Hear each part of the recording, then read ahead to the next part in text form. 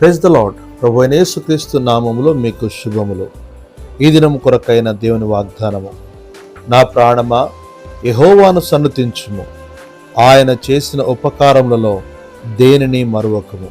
కీర్తనలు 103 2 కీర్తనకారుడైన దావీదు ప్రతి పరిస్థితిని దేవుని ఆరాధించుటకు ఒక అవకాశంగా తీసుకొనెను. అది కష్టమైన, దుఃఖమైన, చివరికి ప్రాణ సంకటమైన పరిస్థితుల్లో కూడా ఆయనను ఆరాధించువాడై ఉన్నాడు. ఈ వచ్చిన భాగములో తన ప్రాణంతో తానే ఈ రీతిగా చెప్పుకుంటున్నాడు. నా ప్రాణమా యెహోవాను సన్నుతించుము, ఆయన చేసిన ఉపకారములలో దేనిని మరొకము అనే. దేవుడు మన ఎడల చేసిన మేళ్ళు ఎన్నో, అయితే వాటిలో ప్రాముఖ్యమైనది పాపక్షమాపణ.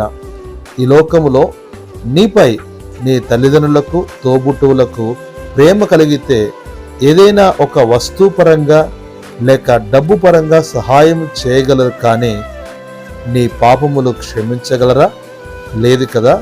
ప్రభు అయిన యేసుక్రీస్తు మన అపరాధముల కొరకు కలువరి శిలువలో మరణించి తిరిగి లేచెను. ఎవరు ఆయనందు విశ్వాసముంచిరో వారి పాపములను ఆయన క్షమించాడు. ఉచితముగా పాప క్షమాపణను ఆయన మనకిచ్చాడు. ఇలాంటి ఈ ఉపకారమును ఎవరు చేయగలరు?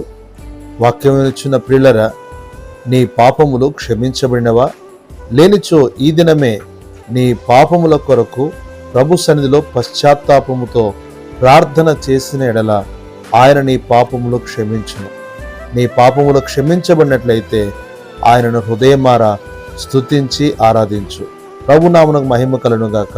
ఆమేన్.